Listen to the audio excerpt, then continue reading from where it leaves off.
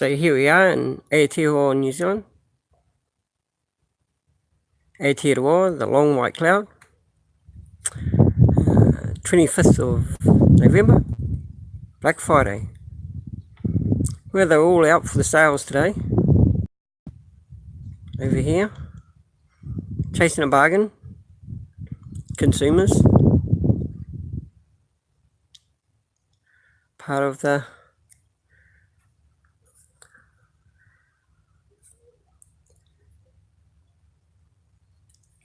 Black Friday. So, yeah.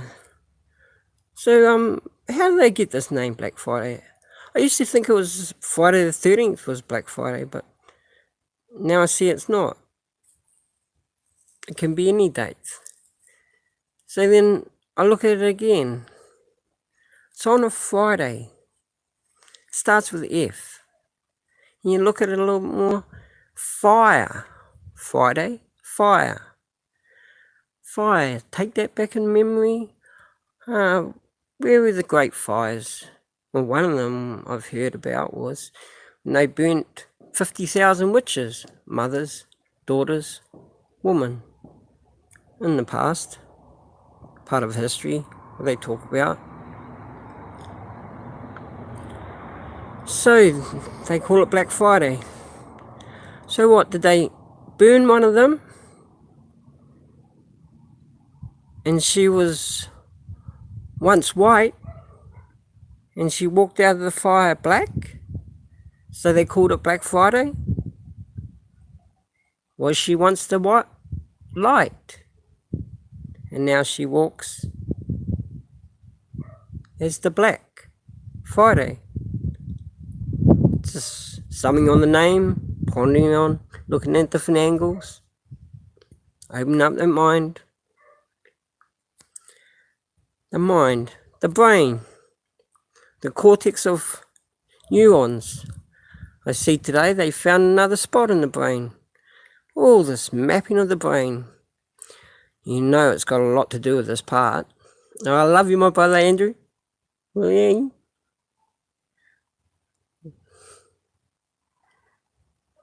Thank you too. So, just going on about a little bit about Black Friday. Many a scene of where we are in this world as things moved around.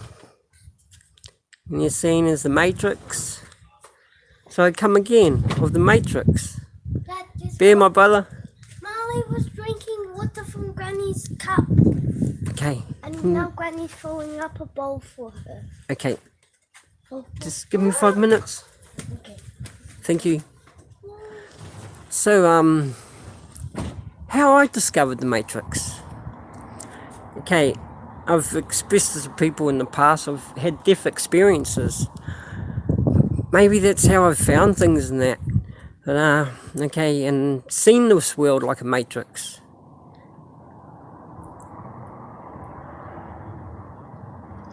And, yeah, old Rex is always out there. He's a bit like look at him like, the other guy, David Icke. They find these amazing things, but they get just right there, but yes, it's just grasping right there, but they just don't put all the pictures together.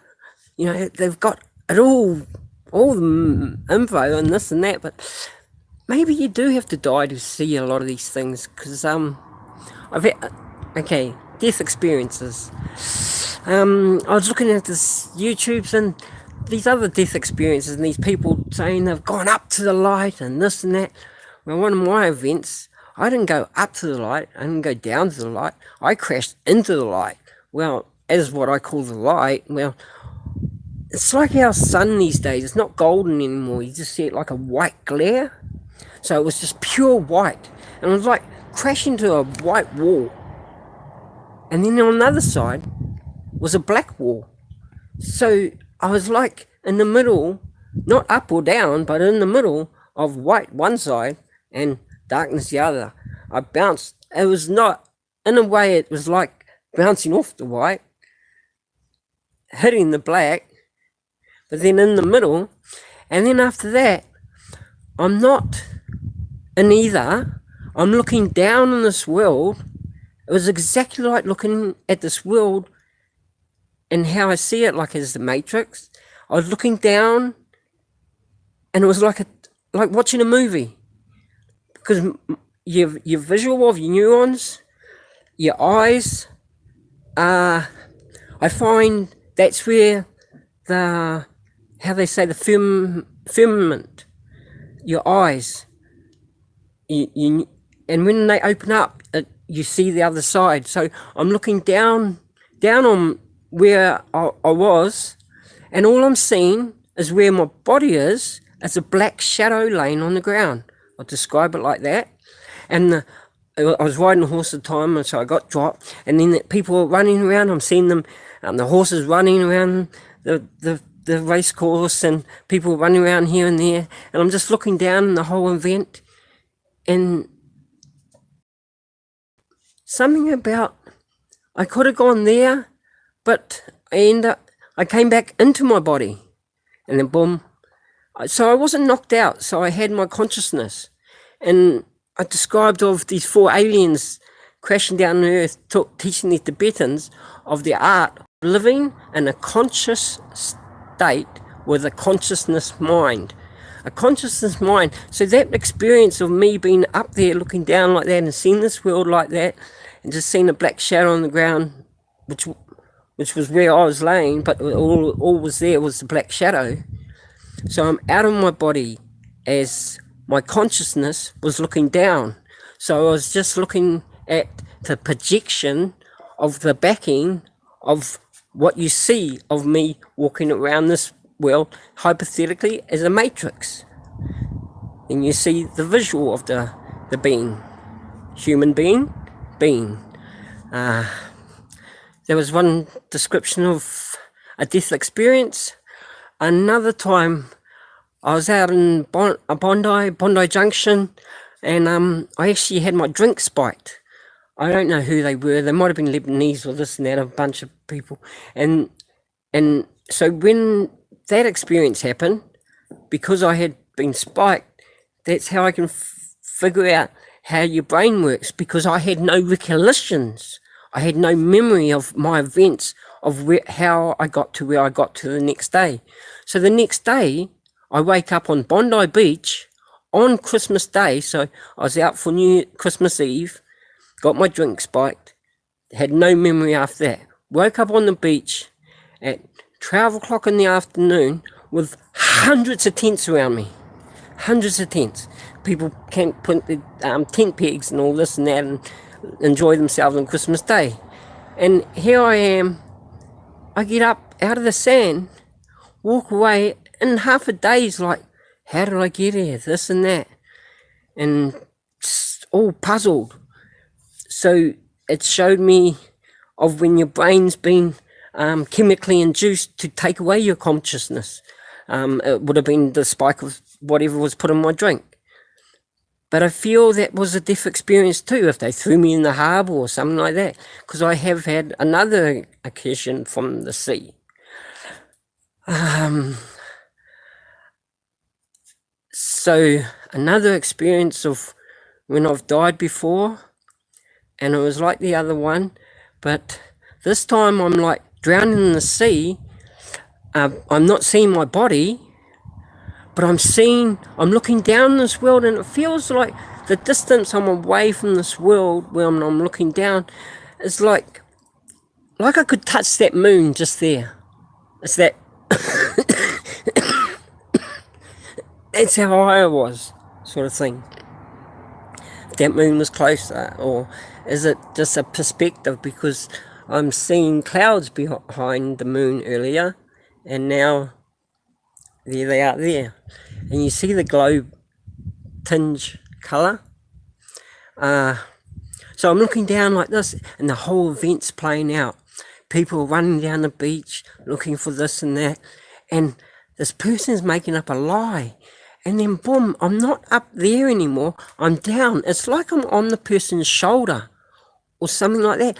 I'm not actually seeing the person, but I'm hearing everything they're saying, and they're lying to these other people of the event, what just happened. and all this is, well, I'd be saying it like it's playing out because it was like watching a movie, but I'm not in my body, but I've got my consciousness on my mind because I have the recollections and everything afterwards. Then I come back to in my body, and my body's laying on the side of the beach. The waves are rolling over me. I'm in just above high tide. Waves are rolling on me. I get up. My pockets my pockets are full with sand, so I don't know what's happened to my body. It's been rolling around out there and this and that, and all this time when I was out of my body. And then I'm back in my body, and I've got this sand, and I'm walking off, and I've got this big cut in my head, and I just like, oh, I got to get home, and I'm just holding my head, and there's all half blood pouring out.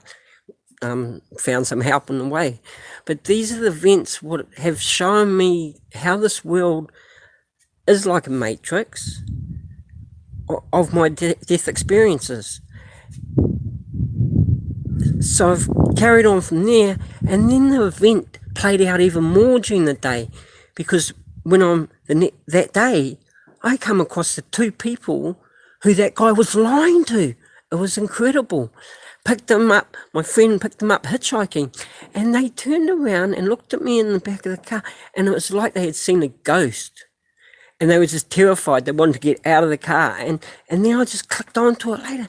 Wow, they were the two girls he was telling the lie to. And I couldn't see him, but it was like I was on his shoulder, or in a way like that. And then I see these pictures of how the Egyptians had that like a pine cone, and they're putting it into the person's head. And how I see that is it's the pineal gland, and I feel that that's what's giving the soul a conscious mind. So living in a consciousness state with a consciousness mind, so it's created it into a conscious mind. The art of having a consciousness mind is breaking yourself away from that matrix of being in the control system, is what I've discovering. And that's how I feel, how I'm finding things. When I meditate at times, I look at my hands, and my hands aren't even there. And when you see this perception, we look with our eyes. You look and stand out right now and look out and see with your eyes. Do you see your body? And this will show you what I'm talking about, of how your eyes trigger with all the neurons within your brains and this and that, and how I've discovered how things can appear. Birds appear out of the sky. There's so many other things. My boys come and pulled me away from this, but I've just come on a little bit about this and that, and here's our full moon tonight. Funny how the clouds seem to just come around at all when you're trying to. It had a good side on it before. And the person who going to come steal the clouds is me! I'm going to come steal the moon and clouds. Yes, they have I'm going to come up with this, but I'm looking more into these Māori legends. They have a Māori legend that they caught the moon once because the moon was travelling too fast. No, And then there's another legend that they've put a man or a god, a demigod they'd call him, trapped in the moon. Okay? Dad. There is a Māori legend of that. No, Dad. And- and Dad. No, he- Dad. You got the multi-legend of when they like slowed the moon down? Yes. That was actually the sun, and Maui did that. Not Maui. the brothers. Of these Māori legends.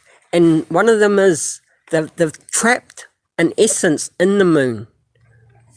So I'll get that together. But just something upon about it, Black Friday, and why they really call it Black Friday. And if you see of what I'm saying, if something was burning in the fire, look at a piece of wood when you throw it in the fire. The wood on the outside dies all off, the colouring, and it turns totally black. charcoal black, still burning, the fire's still coming out of it, but you can just see dampness of black. So something that was pure white, thrown in a fire, would have to turn black. Black Friday, would that be where it's come about? Because this, why I'm describing this, because this black force, well, I see it as that, and it's saved my life more than once, and it keeps me in this realm.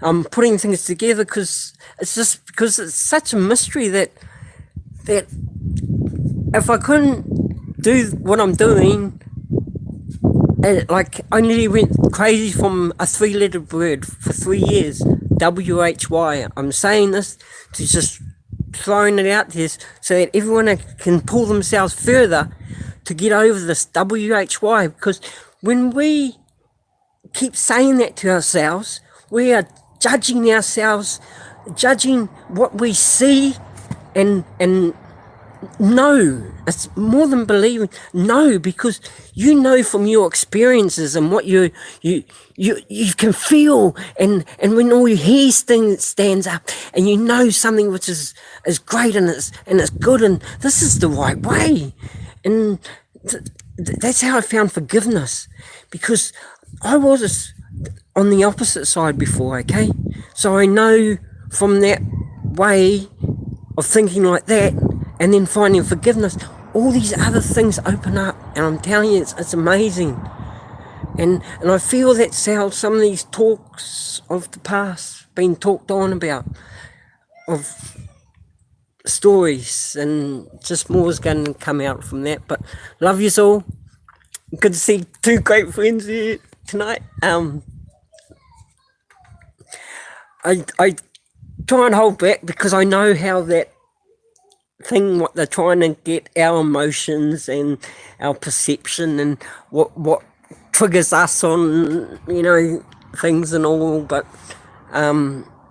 so I hold some things back at time, guys, but just know that I love yous, and hey, you gotta love yourself too, and hug a tree and love it just as much as you, and you'll see. Okay, love yous all, brothers and sisters out there. Harawa. That's goodbye in Māori.